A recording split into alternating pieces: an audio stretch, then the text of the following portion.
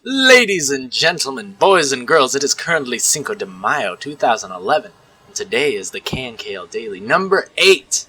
Today we're going to be drawing LeBlanc from League of Legends. Let's get started right now.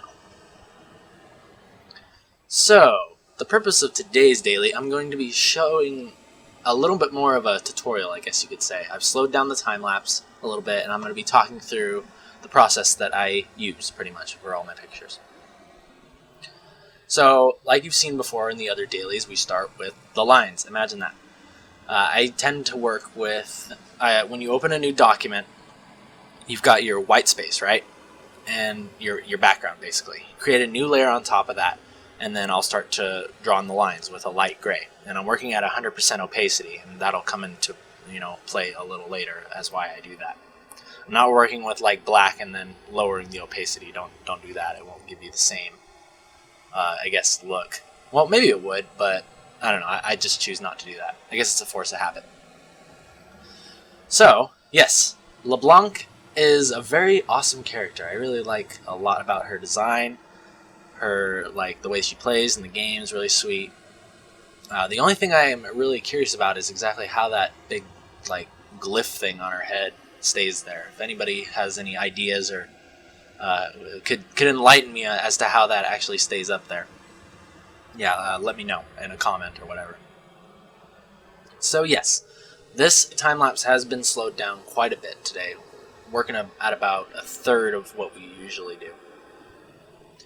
And I actually really like it because I figured out a way with the proper codecs and software that I could get higher quality videos at probably about the 10th of what my file sizes used to be for the videos. So I'm really happy about that. And best of all, we don't have to worry about any more of the footage getting lost. So we won't have to make any more time travel jumps, from one point to the other. So that's a big relief, big breath of fresh air for me. So this is mostly what I was thinking for this picture was, obviously, it's just going to be her face and chest, basically, like a bust drawing. And just because basically I wanted it to be pretty simple, I wanted it to be something that I could get done, rather quickly, because I really wanted to have some more content to put on the show.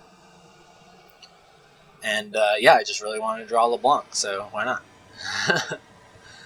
So, as you can see here, rather than going over the sketch, I guess you could say, with a black line, I'll actually just go back through and erase and clean up the lines that I've already done. And the reason I do this is because I absolutely abhor inking things. I hate it. It's my least favorite thing about doing any illustration, drawing, what have you. I have a lot of respect for inkers who do that for a living because I could never do that. So instead what I do is I just clean up the gray lines to a point where I'm pretty happy with them. And then I'll just go into the hue tool, which is Control U, and then I'll just slide the lightness bar down, and then you get your black colors, your black lines pretty much. And then I go back in and just kind of clean that up. And it's okay to have remnants, if you erase a black line and it's still kind of gray, that's okay, because later on we'll either paint over the lines or just change the color of them. And that's one of the biggest reasons why I work with, why I don't reduce the opacity on it, because I want it to be 100%. If that makes any sense. So, yes, the lines are done. We just move right into the lines. I throw down a backdrop just so I can see, if I'm missing any spots, with the hair or dark colors. Just want to make sure you get all the colors in there. And I'm dropping all of these colors. I separate them by, hair, skin, clothing, gold, just different colors. I'll place them all behind the lines.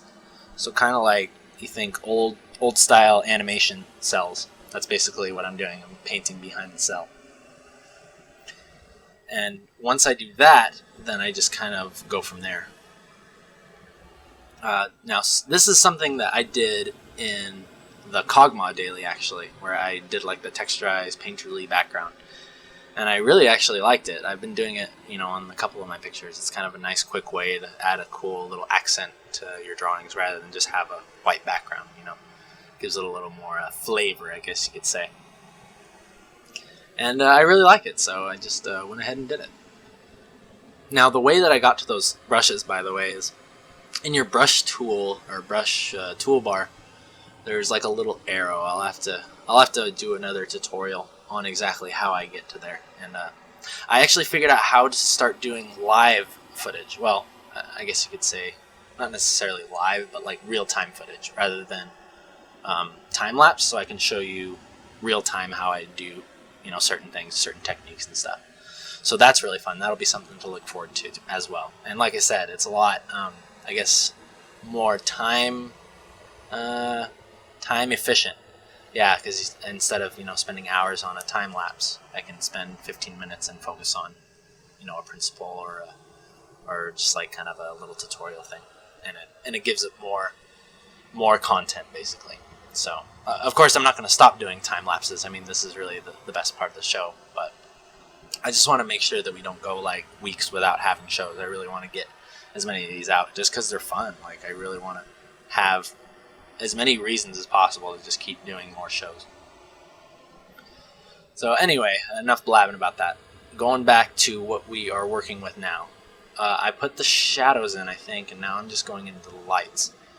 Now, usually I work with a lot more saturated colors, but as of late I've been experimenting with using a little more desaturated, right? Like, for instance, rather than having the gold parts of her, cloak and headpiece be like bright yellow, like super gold, I'll make it more of like a brown, and then kind of make those shadows, like underneath kind of like a lighter gray, like a grayish hue, I guess, as the light. And what that does is it makes it a little bit more of a soft color change. It looks a little, I guess, more believable rather than cartoony. So I've been kind of digging that, and I like it. It's kind of a fun way. Like, I literally have to try to work with more desaturated colors, and it's a fun little challenge. So once you get the shadows on, you're happy with that, you just go in and you add in the little highlights, and this is really just kind of it's an easy thing to do. This is really animated to do that, like the really super bright, what's it called? What is it called? Specular lighting? I forget what it's called, but speculars, I think that's what it is. Basically the shiny parts. But I like it. I think it looks cool and it's kind of fun. So you go back in, and once you've got the lights in, we go back in and we paint over those gray lines that were turned black. And what you'll do is you hit the little button above the layers. See, right next to where it says lock, that button right there. If you hit that button and then you paint over the lines, basically all it's going to do is color the lines. And that's a cool way to kind of get rid of your black line look on your drawings and kind of take it to a more professional look. Because black lines, like I've said, they're more comic booky, more, I don't know, they just read to me as less finished, I guess, for me. So I like to paint over them. And then once all that is done, I put one more final layer over top of it, and then that's basically what I call the OP layer. You can see the OP01. And that's basically my layer where I go in and I fix everything that, I feel like needs to be fixed. It's just a very last overpainting. Adding in shadows, cleaning up lines, you can do anything on this layer. And once you get to this point, it's pretty much, just finishing it up and just adding like your little effects. And speaking of that, we're actually going to be going into a new technique that I'm using, and I'll explain exactly what I'm doing here.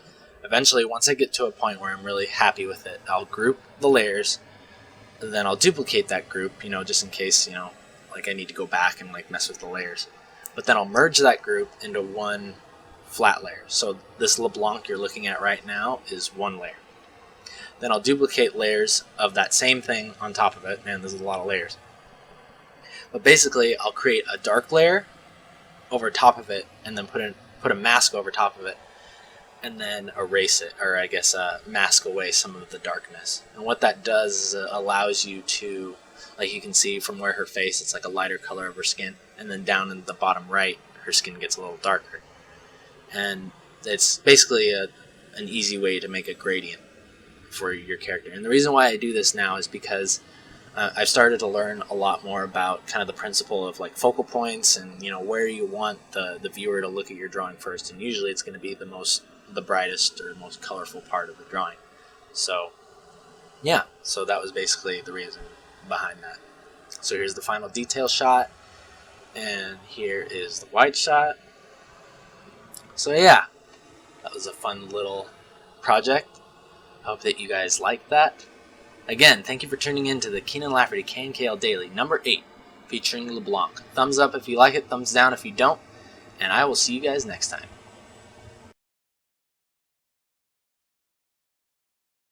Oh, and P.S. I owe you guys a daily number 7.